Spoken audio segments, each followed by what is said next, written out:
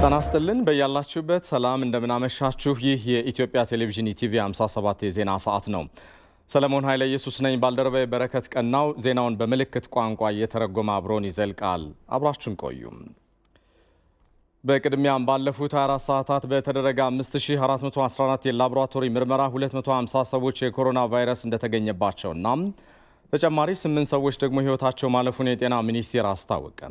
በዚህም በቫይረሱ የተያዙ ሰዎች ቁጥር በኢትዮጵያ 5425 ሲደርስ በቫይረሱ የሞቱ ሰዎች ቁጥር ደግሞ 89 ደርሷል። በዛሬው ዕለት ቫይረሱ የተገኘባቸው ሰዎች 158ቱ ወንድና 92ቱ ደግሞ ሴቶች ናቸው። በዜግነት 240ው ኢትዮጵያውያን ሲሆኑ 10 የሚሆኑት ደግሞ የውጭ ሀገር ዜጋ መሆናቸውን የጤና ሚኒስቴር አስታውቋል።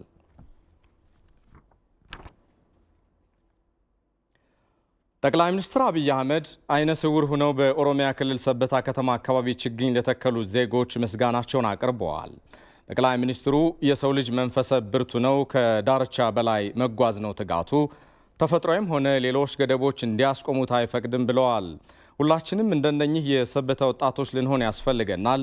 የማያስችል የሚመስለውን ነገር ተሻግረው አረንጓዴ አሻራቸውን በማሳረፍ ላይ ናቸው ሲሉ አድናቆታቸውን በፌስቡክ ገጻቸው ላይ አስፍረዋል።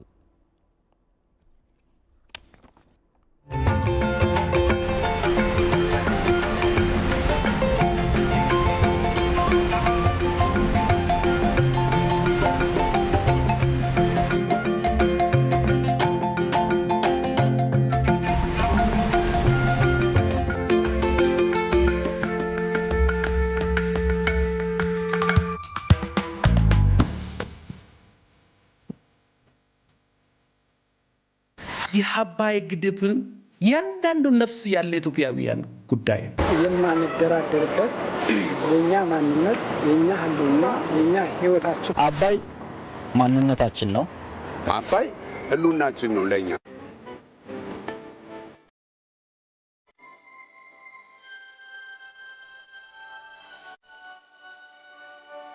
መንግስት ህዝብ አለው ከጎኑ፣ ለህዝብ ነው እየተሰራ ያለው፣ እኛም ከጎኑ ነን። ሁልጊዜ ስለ አባይ ሲባል እኔ ወደኋላ የምልበት ምንም ነገር የለም። አባይ ከኪሳችን እስከ ጉልበታችን እስከ አእምሮ እውቀታችን ፈሰስ ያደረግንበት ሀብታችን ነው። ዘላለም በደህንነት የኖርንበት ዘመን እንዲያልፍና የልጅ ልጆቻችን ጥሩ ህይወት እንዲኖሩ ነው የምንፈልገው።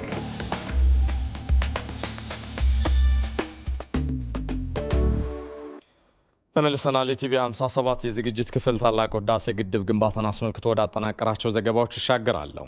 ግብጽ በዓመት በቢሊዮን ኪዩቢክ ሜትር የሚቆጠር ውሃ እንደምታባክን በዘርፉ ጥናትና ምርምር ያደረጉ ባለሙያዎች ይናገራሉ። የታላቁ የኢትዮጵያ ህዳሴ ግድብ መገንባት ደግሞ ይህንን የውሃ ብክነት ይታደጋል ብለዋል። ዮሐንስ ፍሳ።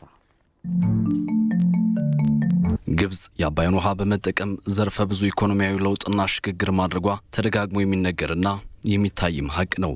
ዘመናትን ራትና መብራት ሆኖ ለዘለቀው የአባይ ውሃ ግን ግብጽ የውለታውን ያህል ውሃውን እየጠበቀችው እንዳልሆነ ባለሙያዎች ይናገራሉ። በየዓመቱ ግብጽ በአጠቃቀም ቸልተኝነት በቢሊዮን ኪዩቢክ ሜትር የሚተመን ውሃም እንደምታባክን ጥናቶች ጭምር አረጋግጠዋል። ግብጽን አውሮፕላን ላይ ሆነ ስታየው በመጀመሪያ አቶ ዘሪሁን እምሩ ከ30 ዓመታት በላይ በሊቢያና ግብጽ የኖሩ ኢትዮጵያዊ ናቸው። እሳቸው እንደሚሉት ግብጽ ውሃውን ተጠቅማ ያላለማቸው ነገር ባይኖርም ብዙ ጥቅም የሚሰጣቸውን የአባይ ውሃ የሚያባክኑበት መንገድ ግን ያስቆጫል ይላሉ። ልማታቸው ብታይ ብርቱካን በጣም ውሃ ይወስዳል። በጣም ለዓለም ትልቅ አከፋፋዮች ናቸው። አንዱም እዚህ ይመጣል እንጂ ደስ የሚልህ የኛ ህዝብ የነሱን በዚህ አናታችን በማጅራታችን በዱላና በሴፍ እየመቱን እንዲህ እንቀበላለን። ሁለተኛ ጥጡን ተመልከት። ግብጽ ጥጥ ዝም ብሎ ነው የሚበቅለው ወይስ በዛ በጨው ውሃቸው ነው የሚበቅለው? አይደለም፣ የኛ ውሃ ነው። ሌላውን እርሻ አትናገር። ሩዙ ምን እንዴ! እስቲ ተመልከት። ምን ያህል በእድሜ ሰምተህ ታውቃለህ? ግብጽ ተራበ ተብሎ ሰምተህ ታውቃለህ? የማን ከተማ ነው? የኢትዮጵያ ከተማ የነሱ ከተማ ላይ አይደለም ተንጣለው በላይ የሚሄደው ለታክሲ ለቱሪስት ለምን የሚያደርጉት ውሃ ወኛን ውሃ ለቱሪስት መጠቀሚያ ያደርጉታል። መዝናኛ፣ መብራት 24 ሰዓት። የግብጽ የአባይ ውሃ አጠቃቀም ላይ ጥናት ያደረጉትና በሀገር እንግሊዝ የሚኖሩት የምህንድስና ባለሙያው ዶክተር ማናየ እውነቱ በበኩላቸው የግብጽ ውሃ አጠቃቀም የዓለም አቀፍ ሕግጋትን ጭምር የጣሰ ነው ይላሉ።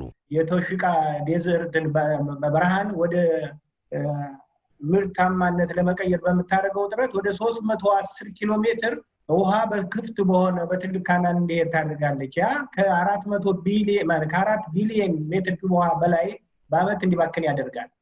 ሌሎቹ በጣም ከአስዋን ግድብ በታች ያሉት ብዙ ካናሎች አሏት። የዛ አይነት ኋላ ቀር ነው። እንደነ እስራኤል አይነት ለምሳሌ ዘመናዊ ለዛ አየር የሚስማማ ዘመናዊ ቴክኖሎጂ ለመጠቀም ጥረት አታደርግም። ምክንያቱም የአባይ ውሃ የኔ ነው ማንም አይጠቀም በሚል እንደፈለጉ ስለሚጠቀሙበት ጥረቱም ስለሌላት አንዱ በሱ ነው የሚባክነው።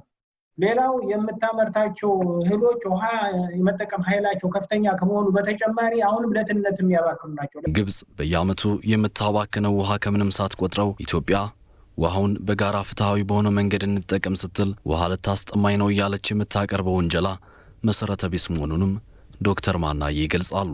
ይሄ ግድቡ ቢገደብብን ነገ እንሞታለን የሚለው ነገር ኢትዮጵያ አሁን ለምሳሌ የመጀመሪያውን ብንወስድ 10.5 ቢሊዮን ሜትር ኪዩብ ውሃ 1/10ኛው የሚሆነውን ነው የምትገድበው። የአባይ ወንዝ በዓለም ላይ በጣም ትልቅ ውሃ እንዳለው የሚነገርለት ወንዝ ነውና በአመት ብቻ በአማካኙ ከ50 ቢሊዮን ሜትር ኪዩብ ውሃ ነው አማካኙ የሚሄደው። ስለዚህ ኢትዮጵያ የምታስቀረው በጣም ጥቂቱ ነው። በግብጽና በሱዳን ላይ ምንም የሚያስከትለው ጉዳት አንድም የለም። ይሄንንም ደግሞ በኮምፒውተር ሲሙሌተር ተደርጎ ፕሩቭ የተደረገ ነገር ነው። በነገራችን ላይ ግብጾች ራሳቸው ይሄንንም ያውቁታል። ከምንም ነገር በላይ ግን ከዘመናት ቁጭት ነግታ የህዳሴ ግድብን ግንባታ ጀምራ አሁን ላይ የመጨረሻው ምዕራፍ ላይ ያደረሰችው ኢትዮጵያ የስኬቷ ማሳያ የሆነውን የውሃውን ሙሌት በጊዜ ማከናወን አለባትም ተብሏል። ማስፈቀድ የለም። የምናስፈቅደው እኛ የፍቅር ነው። የፍቅር ምናልባት አብረን ስለምንኖር አብረን ስላለ ዓለም አንድ ስለሆነ ብቻ ነው እንጂ ያንን ዝናብ እኛ ምንዘጋበት ነገር የለም። አምላክ ደግ ነው። ሆፕሊን ሞላለን እኛ ውሃችንን ምንም ነገር የሚያደርገን የለም። እነሱን መቆንጠጫ ግን ግድባችን አልቆ ውሃው በስነ ስርዓት ሲሄድ ከዛ እንዲህ የሚያፈሱት ስለሚቀር ስነ ስርዓት ይዞ ስለሚሄድ የውሃን ጥቅም ያውቁታል። የዛን ጊዜ እንደምን ሞላ ያውቁታል። ራሳቸውንም እያዘጋጁ ነው። እንደማይጎዳቸውም ያውቁታል። ይሄ ምንም እንትን እንደሌለ ያውቁታል። ስለዚህ እኛ ውሃችን ውሃው ይሞላል። በምንም አይነት ውሃ ማንሞላበት ምንም ምክንያት የለም። የሚያግደንም ህግ የለም። ውሃችንንም ደግሞ ለመሙላት ሱዳንንም ሆነ ግብጽን እንድንጠይቅ የሚያስገድደን አንዳችም ህግ የለም። በታላቁ የኢትዮጵያ ህዳሴ ግድብ ፕሮጀክትና የአባይ ውሃ አጠቃቀም ዙሪያ ኢትዮጵያውያን ምሁራን ዓለም አቀፍ የግንዛቤ መፍጠሪያ መድረክ ማዘጋጀት አንዱ አማራጭ ሲሆን መንግስትም አሁን የጀመረውን የዲፕሎማሲያዊ አካሄድ አጠናክሮ መቀጠል አለበትም ተብሏል። በሌላ ዜና ግብጽ ከአፍሪካ አንድነት ድርጅት መመስረት ይልቅ የተባበሩት አረብ ህብረት እንዲመሰረት በማቀንቀን ብዙ ጥረት እንዳደረገች የታሪክ ምሁራን ይናገራሉ። ሀገሪቱ የራሷን የበላይነት ለማስጠበቅ ስትልም ወደ አረቡ ዓለም ያደላ አሰላለፍን ትከተላለችም ብለዋል። በአንጻሩ ግን ኢትዮጵያ የአፍሪካ አንድነት ድርጅት የአሁኑ የአፍሪካ ህብረት እንዲመሰረት ፋና ወጊ አበርክቶ አድርጋለች ብለዋል። ይመራል። ያኔ በፈረንጆቹ ከ1960 ጀምሮ ከቅኝ ግዛት ዘመን ማብቂያ በኋላ አፍሪካ እንደምን ሆኖ መቀጠል አለበት ሲባል ለአፍሪካውያን የራሳቸው የሆነ ህብረት ሊኖራቸው ይገባል ብላ ኢትዮጵያ ፋና ወጊ ሆና አቀንቅናለች። እናም ለዛኔው የአፍሪካ አንድነት ድርጅት ለአሁኑ የአፍሪካ ህብረት መመስረት ኢትዮጵያ ያበረከተችው አስተዋጽኦ በቀላሉ ሊነገር የማይችል እጅጉን የጎላ እንደነበር የታሪክ ምሁሩ አበባው አያሌው ይናገራሉ። የኢትዮጵያ ሚና በተለይም የቀዳማዊ ኃይለ ሥላሴ በነበራቸው የዲፕሎማሲ ተደማጭነት ትልቅ ሚና ነው። ኢትዮጵያ በርካታ ድጋፎችን ነበር የምታደርግ። ለጸረ ቅኝ ግዛት እንቅስቃሴዎች ወታደራዊ ስልጠናም ትሰጥ ነበረ፣ በዲፕሎማሲም ታግዛቸው ነበረ። በዓለም መድረክ ደግሞ ያኔ እንግዲህ ኢትዮጵያ የተባበሩት መንግስታት አባል የሆነችው ገና ከመመስረቱ ነው አይደለም፣ መስራች አባል ነች። መስራች አባል ሆና ግን ሌሎች የአፍሪካ ሀገሮች እንደዛ በቅኝ ግዛት በነበሩበት ሰዓት በዓለም አቀፍ መድረክ ላይ የምታቀነቅንላቸው የነበረች ኢትዮጵያ ነች። ግብጽ ያን ያክል ስታቀነቅን ሰምታም አይታወቅም። አፍሪካውያንን የሚወክል ድርጅት ተመስርቶ በአህጉሩ ሀገራት ዘንድ የአፍሪካውያንን ጉዳዮች በአፍሪካውያን የሚለው የጋራ አመለካከት እንዲፈጠር ከግብጽ ይልቅ የኢትዮጵያ ሚና ከፍ ያለ ስለመሆኑም በባህር ዳር ዩኒቨርሲቲ የታሪክ ምሁሩ ፋንታሁን አየለ ገልጸዋል። ኢትዮጵያ ነጻነቷን ጠብቃ የኖረች ሀገር ናት።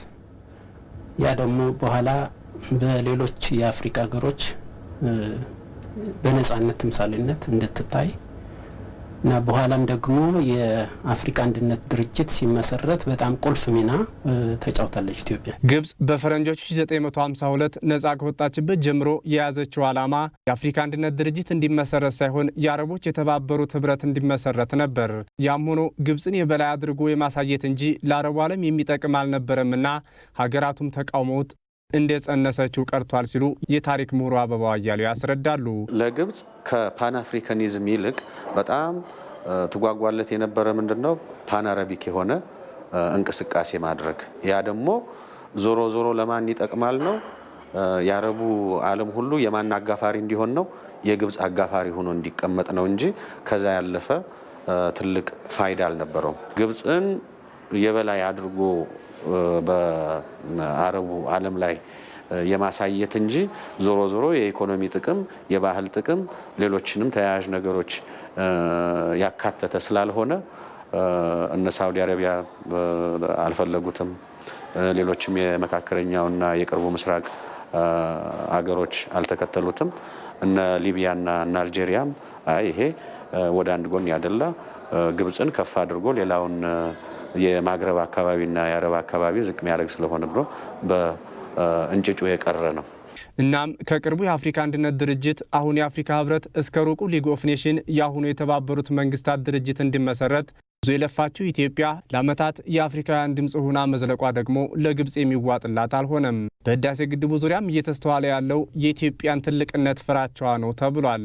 ኢትዮጵያ ታዲያ ዓለም አቀፍ ተሰሚነቷ ከፍ ይል ዘንድ ወቅቱ የሚጠይቀውን ዲፕሎማሲ ማጉላት አለባትም ብለዋል። ግብጽ ይሄን ስትቀናቀነው የኖረችው ነው። በብዙ መንገድ ኢትዮጵያ ውስጥ ዓለም አቀፍ ተቋማት እንዳይቋቋሙ፣ ቢሮአቸው እንዳይከፍቱ ቢቻል የአፍሪካ አንድነት ድርጅት በኋላም ደግሞ የአፍሪካ ህብረት ዋና መቀመጫም ቢቻል ከኢትዮጵያ የሚነሳበትን ነገር ሁሉ ሲጠነስሱ፣ ሲዶልቱ፣ ሲያባዝቱ የኖሩ ናቸው።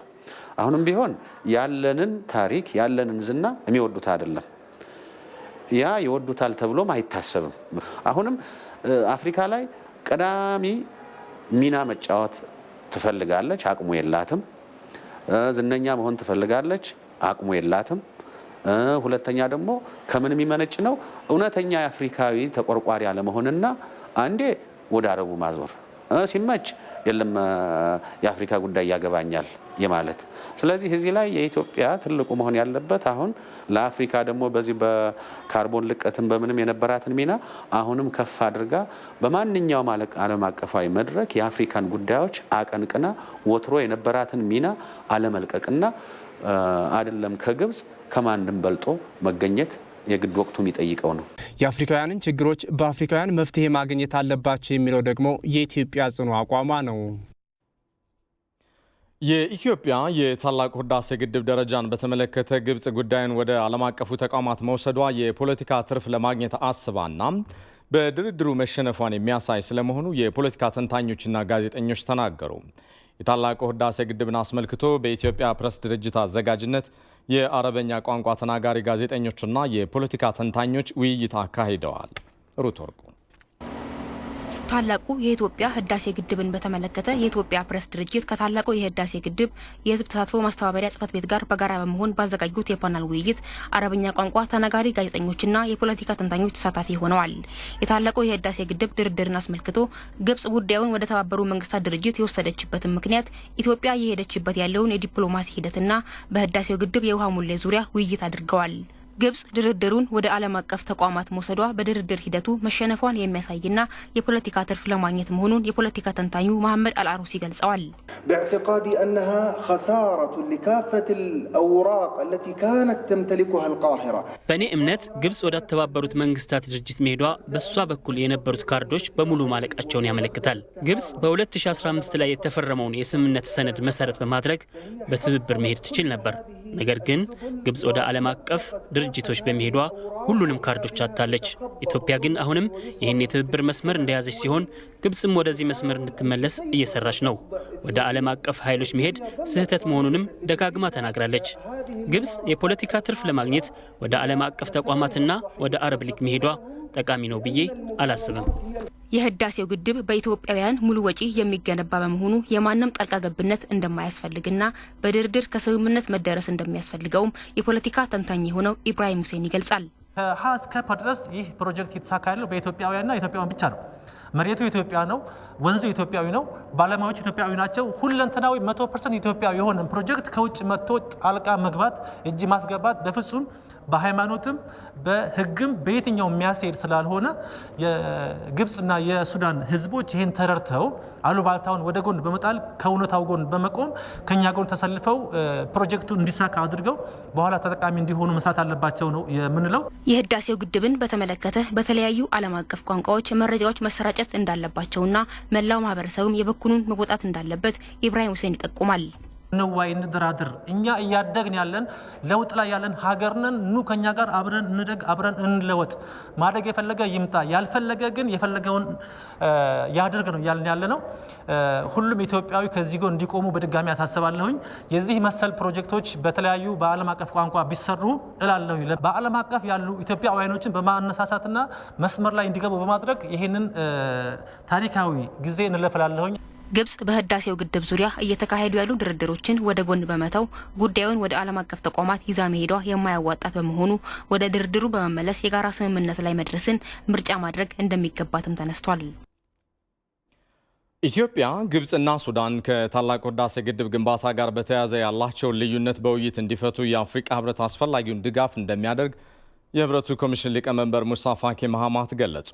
ሙሳ ፋኪ መሐማት ይህንን የገለጹት ከኢፌዴሪ የውጭ ጉዳይ ሚኒስትር አቶ ገዱ አንዳርጋቸው ጋር በትናንትናው ዕለት በጽህፈት ቤታቸው ውስጥ በነበራቸው ውይይት ወቅት ነው።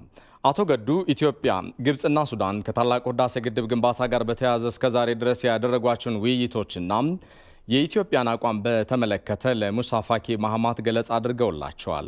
ውጭ ጉዳይ ሚኒስትሩ ከአባይ ውሃ ጋር በተያያዘ ኢትዮጵያ ባልተሳተፈችባቸው የተፈረሙትን የቅኝ ግዛት ውሎችን እንደማትቀበል ገለጻ አድርገውላቸዋል። የታላቁ ህዳሴ ግድብ የመጀመሪያ ዙር የውሃ ሙሌት በተያዘለት ጊዜ የጊዜ ሰሌዳ መሰረት ለማከናወን አስፈላጊው ስራ እየተከናወነ መሆኑን ውጭ ጉዳይ ሚኒስትሩ አብራርተውላቸዋል። ኢትዮጵያ የተፈጥሮ ሀብቷን በመጠቀም ልማቷን የማፋጠን ህጋዊና ተፈጥሯዊ መብቷ መሆኑን በማስታወስ የአፍሪካ ህብረትን በመርህ ላይ የተመሰረተ ድጋፉን ሊያደርግ እንደሚገባም ውጭ ጉዳይ ሚኒስትሩ ገዱ አንዳርጋቸው አስታውቋቸዋል። የአፍሪካ ህብረት ኮሚሽን ሊቀመንበር ሙሳ ፋኪ መሐማት በበኩላቸው ለአፍሪካ የችግር አፍሪካዊ መፍትሄ እንደሚያስፈልጋቸው እንደሚያምኑበትም ገልጸዋል። የአፍሪካ ህብረት በዚህ በኩል ትኩረት ሰጥቶ እንደሚሰራም አስታውቀዋል። ህብረቱ ሶስቱ ሀገራት የተፈራረሙና የነበሩ ልዩነቶቻቸውን በውይይት እንዲፈቱ የውይይት መድረኮችን ለማመቻቸት እንደሚንቀሳቀሱ ሙሳ ፋኪ መሐማት በውይይቱ ወቅት ገልጸውላቸዋል። ይህ በእንዲህ እንዳለ የታላቁ ህዳሴ ግድብ የውሃ ሙሌት በቀጣዩ ሐምሌ ወር እንደሚጀመር የውጭ ጉዳይ ሚኒስትሩ ገዱ አንዳርጋቸው ተናገሩ። የውጭ ጉዳይ ሚኒስትሩ ገዱ አንዳርጋቸው ከአልጀዚራ ቴሌቪዥን ጋር በነበራቸው ቆይታ የህዳሴ ግድብ የውሃ ሙሌት በሐምሌ ወር ይጀመራል ሲሉ ገልጸዋል። ግድቡ በኢትዮጵያ የህልውና ጉዳይ ነው ያሉት አቶ ገዱ ልማቱ የታችኛው ተፋሰስ ሀገራትንም ተጠቃሚ እንደሚያደርግ በቆይታቸው አብራርተዋል።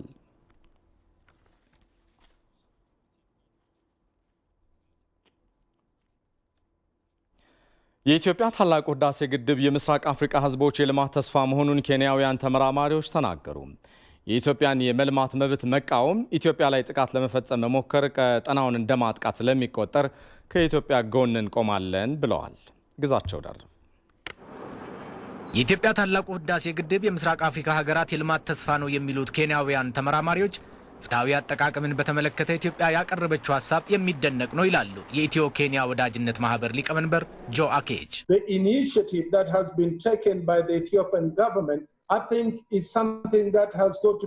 የኢትዮጵያ መንግስት ችግሩን በውይይት ለመፍታት የወሰደው አቋም ሊደነቅ ይገባል። በአፍሪካ ህብረት መርህ መሰረት የአፍሪካ ሀገራት ልዩነቶቻቸውን በመነጋገር መፍትሄ ሊያበጁለት ይገባል እንጂ ወደ ሌሎች ተቋማት መሄድ ውጤት አልባ ድካም ነው። የቀጠናው ህዝቦች ተመሳሳይ ታሪክ ብቻ ሳይሆን ተመሳሳይ ማህበራዊ ችግርንም ይጋራሉ ይላሉ የምስራቅ አፍሪካ ጉዳዮች ተንታኝ አህመድ ሀሺ።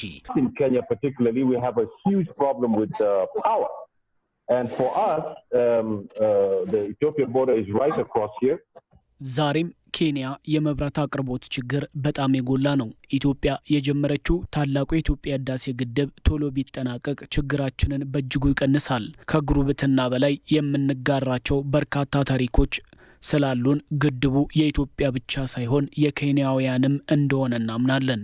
ኢትዮጵያ በተፈጥሮ ሀብቶቿ የመጠቀም ሙሉ መብት ቢኖራትም ብቻዬን ልጠቀም ሳትል የጋራ ልማት መርህን መደገፏ ግብጽ አልተረዳቻትም።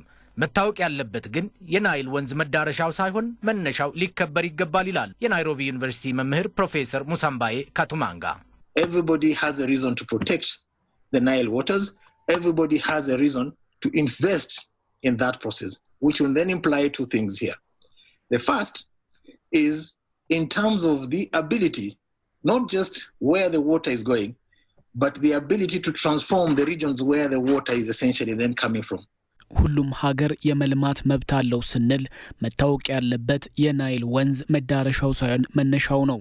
ስለዚህ የአካባቢ መራቆት ፈተናን በጋራ በማለፍ የናይል ወንዝን በማልማት የእድገት መሰረት ማድረግ አለብን። የጋራ ተጠቃሚነትን ባረጋገጠ መልኩ ናይልን ለናይል ተፋሰስ ሀገራት ህዝቦች መዋል የሚቻለው የገደብነውን ውሃ በመጠበቅ ሳይሆን ምንጩንም በመንከባከብ ነው። የናይል ወንዝ አጠቃቀምን አስመልክቶ በቅኝ ግዛት ወቅት የተፈረሙ ውሎች ምስራቅ አፍሪካን ያላገናዘበ በመሆኑ ዛሬ ተቀባይነትም የለውም። ግብጽ ለህዝቧ የመብራት አገልግሎት አዳርሳለች። ዛሬ ኬንያና ጎረቤቶቿ በብዙ ችግር ውስጥ ነው ያሉት። መብራት ያስፈልጋቸዋል። ከጨለማ ለመላቀቅ ብቻ ሳይሆን የኑሮ ሁኔታንም ለማሻሻል ወጣቶችንም ስራ ፍለጋ እንዳይሰደዱ ለማድረግም ጭምር ነው። ለአፍሪካ ችግር አፍሪካዊ መፍትሄ መፈለግ እንጂ ወደ ሌሎች ተቋማት ማማተር ተመራጭም ተደራሽም አይደለም ይላሉ ጆ አኬች። Whenever we have a problem within Africa, we take it through AU. We don't take it to the Western world. We don't take it United Nations. We don't take it to the other Europeans who have got an interest. በሀገራት መካከል ችግሮች ሲፈጠሩ መፍትሄ ፍለጋ መሄድ ያለብን ወደ አፍሪካ ሀገራት ነው እንጂ የተባበሩት መንግስታት ድርጅት ወይም አውሮፓ አይደለም። ዛሬ የታዘብኩት አፍሪካውያን እያሉ ወደ ሌሎች ተቋማት መሄዳቸው በአፍሪካ ህብረት ላይ ያላቸው አመኔታ አናሳ መሆኑን ብቻ ሳይሆን የዘረኝነት አባዜ እንደተጠናወታቸው ያስረዳል። የኢትዮጵያን ልማትና እድገት በመቃወም ኢትዮጵያ ላይ ጥቃት ለማድረስ መሞከር በቀጠናውና በመላ አፍሪካ ላይ እንደተቃጣ ስለሚቆጠር ከኢትዮጵያ ጎን እንቆማለን ብለዋል። If they attack Ethiopia, they are attacking the entire East Africa, they are attacking the entire Africa, and that is going to be a total different approach. አሜሪካ፣ አውሮፓ ህብረት ወይም አረብ ሊግ የአፍሪካን ችግር ሊፈቱ አይችሉም። የቤታችንን ችግር መፍታት ያለብን እኛው ባለቤቶቹ ነን። ለዚህም የአፍሪካ መሪዎች አቅም አላቸው ብዬ አምናለሁ። ከዚህ ባፈነገጠ መልኩ ኢትዮጵያ ላይ ጥቃት ለመፈጸም መሞከር ጥቃቱ በቀጣናውና በመላው አፍሪካ ላይ እንደተቃጣ ስለሚቆጠር ከኢትዮጵያ ጎን መቆማችንን ማረጋገጥ እወዳለሁ። ኢፍትሐዊ የሆነው የግብጽና የሱዳን የአባይ ውሃ ተጠቃሚነት ባለበት እንዲቀጥልና ሌሎች ሀገራት ውሃውን እንዳይጠቀሙ መፈለግ ግብጽ ለጋራ ተጠቃሚነት ፍላጎት እንደሌላት አመላካች መሆኑን የውሃ ሳይንስ ተመራማሪ የሆኑት መቅደላዊት መሳይ ተናገሩ። ተመራማሪዋ በህዳሴ ግድብ ዙሪያ በፍራንስ 24 ቴሌቪዥን ጣቢያ በተዘጋጀው ውይይት ላይ እንደተናገሩት ግብጽ የምትከተለው አካሄድ የቴክኒክ ችግርን ከመፍታት ይልቅ ፖለቲካዊ ነው። ሰለሞን ገዳ ዝርዝሩን ይዟል። With the construction of Africa's largest dam nearly complete, ፍራንስ 24 በሙግት ፕሮግራሙ ውጥረት በአባይ ላይ የሚል ርዕስ የሰጠውን ውይይት ለአየር አብቅቷል። የታላቁ የኢትዮጵያ ህዳሴ ግድብ ግንባታን ብሎም የውሃ አሞላሉን በተመለከተ እንዲሁም ፖለቲካዊ አቋምና ወገንተኝነት በተንጸባረቀበት ፕሮግራም ላይ የቀረቡት ግብጻዊው የፓርላማ አባል ሙሐመድ ፉአድ ግብጽ በጉዳዩ ላይ እየተካሄደ ባለው ድርድር ተስፋ በመቁረጧ ጉዳዩን ወደ የተባበሩት መንግስታት ድርጅት የጸጥታው ጥበቃ ምክር ቤት መውሰዷን ተናግረዋል። ድርድሩ ላይ ሰጥቶ መቀበል ችግሩን ለመፍታት አስፈላጊ መሆኑን ቢገልጹም ለግብጽ አሁንም ብቸኛው የውሃ አማራጭ አባይ ነው ከሚለው የተለመደ ትርክት ግን መላቀቅ አልቻሉም። የምክር ቤት አባሉ I think there is absolutely no question and no one is disputing Ethiopia's right for development. No one is disputing it. ማንም የኢትዮጵያ የመልማትና ግድቡን የመገንባት መብት ላይ ጥያቄ የለው። ችግሩ ያለው በቴክኒክ በዝርዝር በውሃ አሞላሉ ላይ ነው። አሞላሉ በውሃ ላይ እንደተባለው ተጽዕኖ ይፈጥራል። Mekdalawit Masai, where is that room for compromise specifically? ከአዲስ አበባ በበይነ መረብ በተካሄደው ውይይት የተሳተፉት የውሃ ሳይንስ ተመራማሪ የሆኑት መቅደላዊት መሳይ ችግሩ የሰጥቶ መቀበል ሳይሆን ግብጽ ከነባራዊ ሁኔታ ጋር የሚሄድ ሀሳብ ለመቀበል በመቸገሯ መሆኑን ገልጸዋል። ችግሩ የቴክኒክ ጉዳይ ሳይሆን እርሳቸው እንደሚሉት ግብጽ የምትከተለው ፖለቲካዊ አካሄድ ነው። በተለይም የአባይ ውሃ ኢፍትሐዊ አጠቃቀምና ለእኔ ብቻ የሚለው አካሄድ አሁንም ባለበት እንዲቀጥል መፈለጓ ሰጥቶ መቀበልን ለመከተል አዳጋች ሁኔታን በኢትዮጵያ በኩል ፈጥሯል ብለዋል። ችግሩ በዝርዝር የተቀመጠው የቴክኒክ ጉዳይ አይደለም። ምክንያቱም በቴክኒክ ችግሩ ዙሪያ በነሐሴ 2018 ስምምነት ተደርሷል። እንዴት ግድቡን መሙላት ይቻላል በሚለው ላይ ጉዳዩ ፖለቲካዊ ነው። እኔ ይህን የምመለከተው በታችኞቹ ተፋሰስ ሀገራት ላይ ይደርሳል ከሚባለው ተጽዕኖ አንጻር ሳይሆን ግብጽ በውሃው ላይ አለኝ በምትለው ቁጥጥርና የበላይነትን ለማሳየት ያላትን ፍላጎት ለመተው ባለመፈለጓ ነው። አባይ ለኢትዮጵያና ሌሎቹም የተፋሰሱ ሀገራት የህልውና ጉዳይ ነው ያሉት ተመራማሪዋ አባይን ማልማት ለኢትዮጵያ መሰረታዊ አስፈላጊ የሆኑ ጉዳዮችን የማሟላት ጉዳይ መሆኑን አስረድተዋል። አሁንም ኢፍትሐዊ የሆነው የግብጽና የሱዳን የአባይ ውሃ ተጠቃሚነት ባለበት ሁኔታ እንዲቀጥልና ሌሎች ሀገራት ውሃውን እንዳይጠቀሙ መፈለግ ለሰጥቶ መቀበል መርህ ያለው ቦታ የቱ ጋ ነው ሲሉም የውሃ ሳይንስ ተመራማሪዋ መቅደላዊት መሳይ ይጠይቃሉ። በኢትዮጵያ አባይ ብለን የምንጠራው ወንዝ ሀገሪቱ ካላት የውሃ ሀብት 70% የሚሆነው ነው። 2/3 የመስኖና የኤሌክትሪክ ኃይል ሊውል የሚችል እምቅ አቅም አለው። በኢትዮጵያ የኤሌክትሪክ ኃይል ተደራሽነት ከ40% በታች ነው። የግልና አካባቢ ንጽህና የሚሆን የውሃ ተደራሽነት ከ30% በታች ነው። የውሃና የምግብ ዋስትና አሁንም ችግር አለ። ታላቁ የኢትዮጵያ ህዳሴ ግድብ መገንባት 86% ምንጩ ለሆነችው ሀገር የለውጥ ምዕራፍ መጀመሪያ መሆኑ ለብቻዬ ልጠቀም ለምትለው ግብጽ ብቸኛው የውሃ አማራጭ ተደርጎ መቅረቡ አሁንም በዓለም አቀፍ ሚዲያ ላይ በግልጽ እየታየ ሲሆን የውሃ ሳይንስ ተመራማሪዋ መቅደላዊት መሳይ እንዳሉት በኢትዮጵያ በኩል ያለውን ሀቅ በዓለም አቀፍ ሚዲያዎች ላይ ግልጽ አድርጎ ማሳየት ከምንጊዜውም በላይ አሁን ላይ የግድ ነው።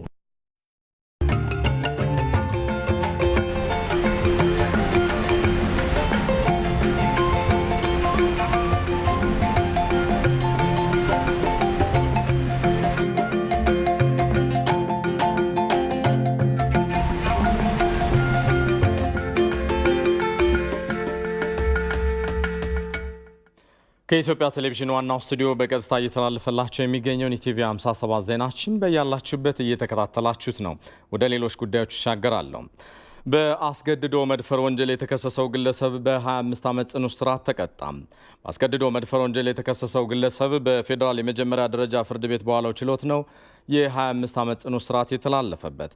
ተከሳሽ ደስታ ገበየው የተባለው ግለሰብ ነሐሴ ወር 2011 ዓ.ም እድሜያቸው 8 እና 9 ዓመት የሆኑ ሁለት ሴት ህጻናቶችን በተለያዩ ቀናቶች በአቃቂ ቃሊቲ ክፍለ ከተማ ወረዳ 10 ክልል ውስጥ በሚገኘውና ተከራይቶ ከሚኖርበት ቤት ውስጥ የአስገድዶ መድፈር ወንጀል የፈጸመባቸው በመሆኑም የፌዴራል ጠቅላይ አቃቢ ህግ ቃሊቲ ምድብ ችሎት ጽህፈት ቤት የኢፌድሪ የወንጀል ህግ አንቀጽ 627 አንድን ተላልፎ በመገኘቱ 4 ክሶች ተመስርቶበታል።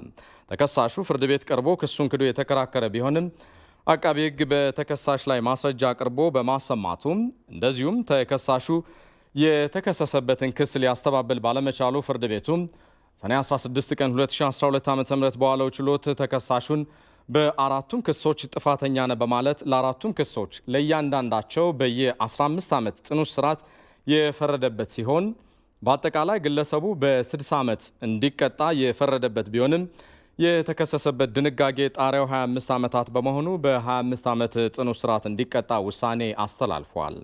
በሌላ በኩል በአቃቂ ቃሊቲ ክፍለ ከተማ ከሴቶችና ህጻናት ወንጀል ጋር ተያይዞ ከመጋቢት 2012 ዓ.ም ጀምሮ 19 የምርመራ መዝገቦች ቀርበው የተቀጠሩ ሲሆን በ8 መዝገቦች ላይ ክስ ተመስርቶ ለሌሎች ችሎቶች መቅረባቸውን የአቃቂ ቃሊቲ ምድብ ጽህፈት ቤት ምክትል ኃላፊ ሲሳይ ጎአ የገለጹ ሲሆን ቀሪዎቹ መዝገቦች ደግሞ በምርመራና በመወሰን ሂደት ላይ እንደሆኑ ምክትል ኃላፊው አብራርተዋል። በመሆኑም ከቅርብ ጊዜያት ወዲህ በሴቶችና ህጻናት ላይ የሚፈጸሙ ወንጀሎች ቁጥራቸው ከጊዜ ወደ ጊዜ እየጨመረ በመምጣቱ ህብረተሰቡ ጥንቃቄ እንዲያደርግና ድርጊቱ ተፈጽሞ ሲገኝም በተቻለ ፍጥነት ለፖሊስ ማሳወቅ እንደሚገባ አስገንዝበዋል። የፌዴሪ ፕሬዝዳንት ሳህለወርቅ ዘውዴ ባለፈው ሳምንት ጥቃት የተፈጸመባቸውን ህጻናት መጎብኘታቸው የሚታወስ ነው። የአማራ ብሔራዊ ንቅናቄ አብን የህወሓት ህገወጥ ቡድን በወልቃይትና ራያ የአማራ ታሪካዊ ግዛቶች ላይ ሊያደርግ ያሰበው ምርጫ ተቀባይነት እንደሌለው ገለጸም። ፓርቲው ጉዳዩን አስመልክቶ ለኢትዮጵያ ቴሌቪዥን መግለጫ ልኳል። የመግለጫውን ሙሉ ቃል ከዚህ እንደሚከተለው አቀርበዋለሁ። የአማራ ብሔራዊ ንቅናቄ አብን የኢፌዴሪ ህገ መንግስትን በተመለከተ የሚያራምደውን ወጥ አቋም በተመለከተ በተለያዩ ጊዜያት በግልጽ ማሳወቁ የሚታወስ ነው። የአብን አቋም የአማራ ህዝብ ህገ መንግስቱን በማርቀቅም ይሁን በማጽደቅ ሂደቶች ላይ በሴራ የተገለለና እንዳይሳተፍ የተደረገ በመሆኑም ሰነዱም በአማራ ጠል ትርክት የተቃኘ ኋላ ቀር ለሀገር አንድነትና ደህንነት የስጋት ምንጭ በመሆኑ ሊቀየር ወይንም ሊሻሻል ይገባዋል የሚል አቋም እንዳለው በመግለጫው አትቷል። አብን የአማራ ህዝብ እንደዚሁም የመላው ህዝባችን ችግሮች የሚፈቱት ህገ መንግስታዊና መዋቅራዊ ለውጦች በማድረግ እንደሆነ በመገንዘብ የትግል ስትራቴጂዎችን ነድፎ እየተንቀሳቀሰ ይገኛል ብለዋል በመግለጫው። ነገር ግን አሁን ላይ ያለው ህገ መንግስት በህገ መንግስቱ መሰረት የተደነገጉ ህግጋትና የተመሰረቱ ተቋማት በስራ ላይ በመሆናቸው የማይካድ በመሆኑ በህገ መንግስቱና በሌሎችም ህግጋት መሰረት አቤቱታዎችን የማቅረብ ብሎም ክርክሮችን የመምራት ጉዳይ የሚታለፍ አይሆንም ብለዋል። የአማራ ብሔራዊ ንቅናቄ ህወሓት መራሹ የትግራይ ብሔራዊ ክልላዊ መንግስት ምክር ቤት በክልል ውስጥ ምርጫ ለማካሄድ የሰጠው ውሳኔ ህገ መንግስቱን የሚቃረን እንደሆነ ገልጾም እርምት ሲጠይቅ በዚህ አንድምታና ተግባቦት መነሻነት ስለመሆኑ ሊታወቅልኝ ይገባል ብለዋል በላከው መግለጫ። በታሪክ በአማራው ክፍል በጎንደር ክፍለ ሀገር ስር የነበሩ ወልቃይት ጠገዴ፣ ጠለምት እንደዚሁም በወሎ ክፍለ ሀገር በዋግና የራያ ቆቦ አውራጃ ስር የነበሩ ኮረምና ራያ፣ አላማጣም፣ መሆኒ፣ ዋጃ አካባቢዎች ያሉ ህዝቦችን የህወሓት የጥፋት ኃይል ለበርካታ አስርት ዓመታት በከፈተባቸው የተቀነባበሩ መሳደድ፣ የጅምላ ጭፍጨፋ፣ የዘር ማጽዳትና ጥፋት ወንጀሎች አማካኝነት በየአካባቢዎቹ ከሚኖረው የአማራ ህዝብ መካከል ከፊሉ ህይወቱን በግፍ ጭፍጨፋ የተነጠቀ ሲሆን ከፊሉ ደግሞ በሀገር ውስጥና በሀገር ውጭ ለስደት ኑሮ እየተዳረገ መሆኑ የሚታወስ ነው።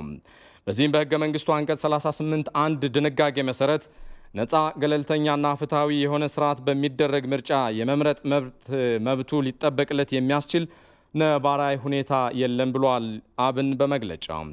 አብንን ጨምሮ ከተጽዕኖ ነፃ በሆነ መንገድ ለምርጫ የሚቀርቡ ተፎካካሪ ፓርቲዎች በማይኖሩበት ሂደት የሚካሄድ ምርጫ የመምረጥን ይሁን የመመረጥን መብት የሚጠብቅ ሊሆን አይችልምም ብሏል። በዚህም መሰረት የህወሓት ውሳኔ ቆምለታለው የሚለውን የህገ መንግስቱን አንቀጽ 38 አንድ በግልጽ የሚቃረንም ነው። ባጭሩ ምርጫውን በማን አለብኝነት አካሂዳለሁ በማለት ህወሓት በደረሰበት ውሳኔ መሰረት የሚከናወነው ሂደት በግልጽ የመመረጥ መብታችንን የሚገድብና የህዝባችንን ጥቅም ቢሆን በዘላቂነት የሚጻረር በመሆኑ አብን የዚህ ህገወጥ ተግባር ተባባሪ አይሆንም ሲልም ገልጿል። ከዚህም በተጨማሪ ስለ ፌዴራል መንግስቱና ክልሎች ስልጣን በሚደነግገው የህገ መንግስቱ አንቀጽ 52 አንድ ስር ለፌዴራል መንግስቱ በተለይም በግልጽ ወይንም ለፌዴራል መንግስቱና ለክልሎች በጋራ የተሰጠ ስልጣን የክልል መንግስታት ስልጣንን እንደሆነ የደነገገ ሲሆን ሀገራዊም ሆነ ክልላዊ ምርጫን የተመለከቱ ጉዳዮችን የመወሰንና የምርጫ ህጎችን የማውጣት ስልጣን እንደ ቅደም ተከተላቸው በህገ መንግስቱ አንቀጽ 55 እና 51 15 ላይ ለፌዴራል መንግስቱ የተሰጡ ናቸው። ይህ እንደተጠበቀ ሆኖ በህገ መንግስቱ አንቀጽ 52 2 ስር በተለየ ሁኔታ የክልሎች ስልጣን ተዘርዝሮ ይገኛል። ነገር ግን በዚህ ዝርዝር ውስጥ ምርጫን የማካሄዱ ስልጣን አልተካተተም። በዚህ መሰረት በህገ መንግስቱ አንቀጽ 102 1 ድንጋጌ ሀገር አቀፍና ክልላዊ ምርጫን እንዲያካሄድ ስልጣን ተሰጥቶት እንደ አንድ በህገ መንግስቱ የተጠቀሰ አካል ሆኖ የተቋቋመው ብሔራዊ ምርጫ ቦርድ በህገ መንግስቱ አንቀጽ 102 2 መሰረት የኃላፊዎች ሹመት የሚሰጠው የስልጣንና ተግባሩን የሚወስን አዋጅ የሚያወጣለት በህዝብ ተወካዮች ምክር ቤት በመሆኑ ሀገራዊና ክልላዊ ምርጫ የማካሄድ ስልጣን ከክልሎች የስልጣን ማዕቀፍ ውጭ መሆኑ በግልጽ የሚታወቅ ነው። በመሆኑም ክልላዊ ምርጫን የማካሄድ ስልጣን በግልጽ ለፌዴራል መንግስቱ የተሰጠ ስለሆነና በልዩ ሁኔታም ቢሆን ለክልሎች ያልተሰጠ ስለሆነ የትግራይ ብሔራዊ ክልላዊ መንግስት በክልሉ ምርጫ የማካሄድ ስልጣን ስለሌለው የክልሉ ምክር ቤት የሰጠው ውሳኔና ይህንኑ ተከትሎ የሚከናወን ምርጫን የማስፈጸም ድርጊቶችን የህገ መንግስቱን አንቀጽ 52 1 55 102 1 የሚቃረን በመሆኑ በሕገ መንግስቱ አንቀጽ 9(1) መሰረት ተፈጻሚነት ሊኖረው ስለማይችል ውሳኔው ተቀባይነት የለውም ብሏል አብን በላከው መግለጫ። የአማራ ብሔራዊ ንቅናቄ በህወሓት ኃይል ተዘርፈው ወደ ትግራይ በተካለሉት የአማራ ርስቶች ዙሪያ ያሉትን የወሰን ጥያቄዎችን በተመለከተ መላው የአማራ ህዝብን ይሁን ፍትህና ሀገር ወዳድ ኢትዮጵያውያንን ከጎኑ በማሰለፍ በተዛማጅ የህግና የፖለቲካ ትግሎች ዳር እንደሚያደርስ ለማሳወቅ ይወዳልም ብሏል። በዚሁ አጋጣሚ ከአማራ ህዝብ ተዘርፈው በኃይል የተያዙትን እነኚህን ግዛቶች ወደ ነበሩበት ከመመለስ ውጪ ሆነው የተቃኙ ማናቸውም የፖለቲካና የሌሎች ግንኙነቶችና ድርድሮች ተግባራዊ ሊደረጉ እንደማይችሉ ድርጅታችን ከወዲሁ ለማስገንዘብ ይፈልጋልም ይላል በመግለጫው። በመጨረሻም ህወሓት ከዚህ ኃላፊነት ከጎደለው በሀገር አንድነትና ሉዓላዊነት ላይ አደጋን ሊያስከትል ከሚችል እንቅስቃሴ በአስቸኳይ እንዲታቀብ እያሳሰብን የሀገሪቱ መንግስትም ይሁን ይህንን ያልተገራ የማን አለብኝነት ህገወጥ ሂደት በህግ አግባብ እንዲያስቆም እንጠይቃለንም ብሏል። በመላው የአማራ ህዝብና ሀገር ወዳድ ኢትዮጵያውያን የዚህ ህገወጥ ቡድን ሀገር አፍራሽ እንቅስቃሴ በአንክሮ በመከታተል የህዝባችንና የሀገራችንን ህልውና ለማስጠበቅ ድርጅታችን በሚያደርገው እንቅስቃሴ ሁሉ ከጎናችን እንድትቆሙ ስንል ሀገራዊ ጥሪ እናቀርባለን ብሏል አብን በመግለጫው። የአማራ ብሔራዊ ንቅናቄ አብን ሰኔ 19 ቀን 2012 ዓ.ም አዲስ አበባ። ከተወሰኑ ዓመታት በፊት የፌዴራል መንግስት በስልክ ትዕዛዝ ብቻ በጋምቤላ ክልል ባለሀብቶች መሬት እንዲሰጣቸው ያደርግ እንደነበር የጋምቤላ ክልል ርዕሰ መስተዳደር ኡመድ ኡጁሉ ተናገሩ። የፌዴራል መንግስት ጣልቃ ገብነትም በስፋት ይስተዋል እንደነበርም ገልጸዋል። ሰለሞን ጸጋይ በጋምቤላ ክልል ለሰፋፊ የእርሻ ልማት የዋለው መሬት በጥናት ላይ የተመሰረተ ባለመሆኑ በክልሉ የኢኮኖሚ ጠቀሜታ ላይ ጉዳት ማድረሱን የክልሉ ርዕሰ መስተዳድር አቶ ኡመድ ኡጁሉ ተናግረዋል። ርዕሰ መስተዳድሩ ከኢዚያ ጋር በነበራቸው ቆይታ እንዳሉት ከ2000 ዓ.ም ጀምሮ በክልሉ በሰፋፊ እርሻ ልማት ላይ እንዲሰማሩ የኢንቨስትመንት ፈቃድ የወሰዱ ባለሀብቶች በዘርፉ ያላቸው አቅምና ብቃት አልተፈተሸም። በክልሉ ለሰፋፊ እርሻ የሚውል 683,000 ሄክታር መሬት ለ623 የሀገር ውስጥና የውጭ ባለሀብቶች ተላልፏል። ለባለሀብቶቹ ከተላለፈው መሬት ውስጥ ልማት ላይ የዋለው 18 በመቶ ብቻ እንደሆነ በ2009 ዓ.ም በተካሄደ ጥናት ተረጋግጧል። በመሆኑም ባለሀብቶቹ የወሰዱትን መሬት በማልማት ለወጣቶች የስራ ዕድል ባለመፍጠራቸው ክልሉ ማግኘት የሚገባውን ኢኮኖሚያዊ ጥቅም ሳያገኝ መቆየቱን አቶ ኡሞድ ገልጸዋል። መሬት ያለ አግባብ ተወስዷል። በመሬትም ሰበብም ከባንክ የተወሰዱ ገንዘቦችም የተዘረፉ ገንዘቦችም አሉ። አሁን መሬት በሚመለከት ምናልባት ጊዜ ስታገኙ የተወሰነ ቦታ ላይ ማየት ትችላላችሁ። የተሰጠው ቦታ የተወሰነ ብር ከወሰዱ በኋላ ምንጣሩ ብቻ አድርገው ትቶ ይሄድም አለ። ሌላም ጭራሽም ብድር እንዳገኘ ትቶ ይሄድም አለ። የፌዴራል መንግስት ጣልቃ ገብነት በስፋት ነበር ያሉት ርዕሰ መስተዳድሩ በስልክ ትዕዛዝ ብቻ የእርሻ መሬት እንዲሰጥ ይደረግ ነበር ብለዋል።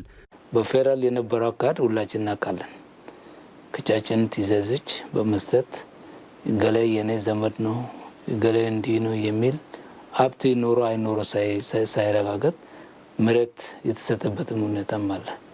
ያ መሬት ካገኙ በኋላ ያው በኢንቨስትመንት እጉ ለ50 ዓመታት ክራይ በሚል ከተሰጣቸው በኋላ የተወሰኑ ወደ ልማት ባንክ በመሄድ ብር ካገኙ ወይም ብድር ካገኙ በኋላ የሚጠፉበት ሁኔታ ነው የነበረው። በወቅቱ ክልሉ እስከ 500 ሄክታር መሬት ድረስ ለባለሀብቶች እንደሚያስተላልፍ የገለጹት ርዕሰ መስተዳድሩ በፌዴራል መንግስት በኩል ግን ከተባለው ሄክታር በላይ ነበር ብለዋል።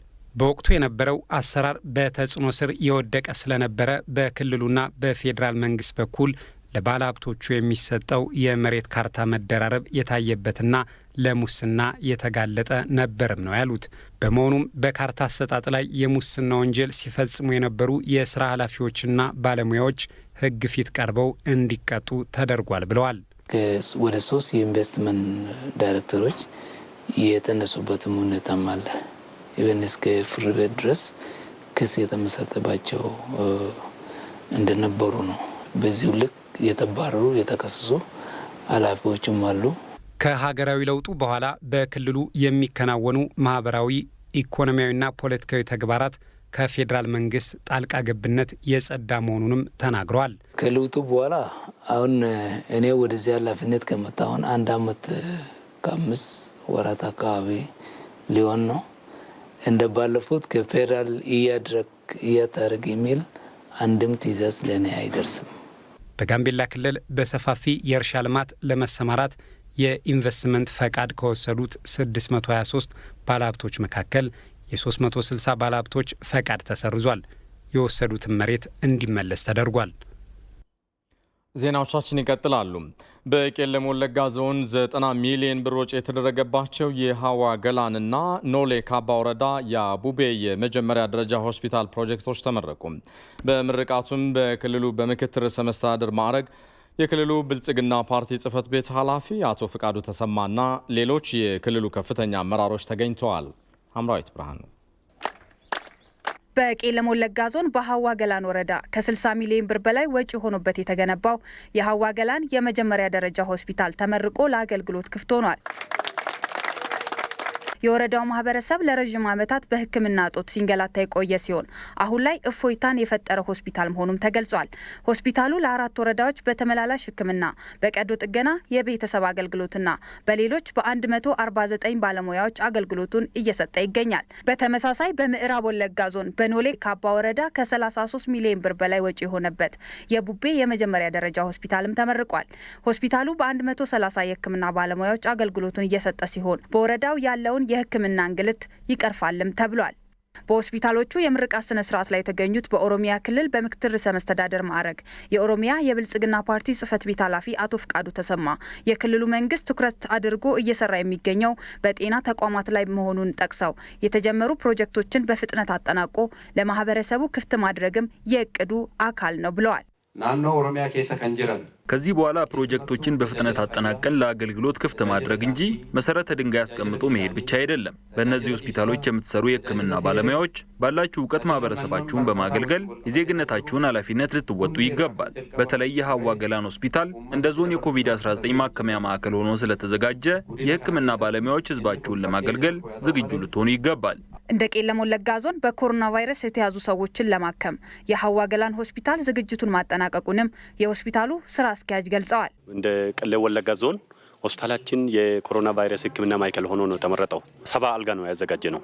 ስፔሻሊ ወሳኝ የሚባሉ ስፔሻሊ ጽኑ ህመማን ለማገልገል 2 መካኒካል ቬንቲሌተር ኦልሬዲ ተገጥሞ ለአገልግሎት ዝግጁ ነው ያለው። የኮሮና ህመምተኛ ሲመጣ ለማከም ባለሙያም ሙሉ በቂ ስልጠና ወስዷል። ለዚህ የሚያስፈልገው ግብዓቶችንና የሰው ኃይል ተዘጋጅቶ ነው ያለው ማለት ነው። የሆስፒታሎቹ ተጠቃሚ ማህበረሰብ በፊት ከነበረባቸው የህክምና ችግር ተላቀው በሚፈልጉት ጊዜ የህክምና አገልግሎት ማግኘት እንደሚችሉም ተናግረዋል። ካናንድሮ ሆስፒታል ሊጉን ይወቃን ኡቱን ጀልቀብን ይህ ሆስፒታል ከመሰራቱ በፊት ህጻናት ታመው ህክምና ቦታ ሳይደርሱ ህይወታቸው ያልፋል። ነፍሰ ጡር እናቶችም እንደዚያው። አሁን ይሄ ሆስፒታል በመገንባቱ እፎይታን ይሰጠናል። ሆስፒታል ሊጉን ኡቱን ጃርሜን ዱረቲ ከዚህ በፊት ሆስፒታሉ ሩቅ በመሆኑ ላልተፈለገ ወጪና ኪሳራ እንዳረግ ነበር። ገንዘብ የሌለው ሰው ደግሞ ወጪ አውጥቶ መሄድ አይችልም። ብዙ ዓመታት ስንሰቃይ ቆይተናል። መንግስት ይህንን ገንብቶ ስለሰጠን እናመሰግናለን። ይህንንም እንንከባከባለን። ከሆስፒታሎቹ ፕሮጀክትን ባሻገር ከ9 ሚሊዮን ብር በላይ ወጪ የሆነበት የደንቢዶሎ ከተማ የምግብ ማቀነባበሪያና መሸጫ ሼዶች ፕሮጀክትም ተመርቋል። ኢቲቪ 57 ከውጭ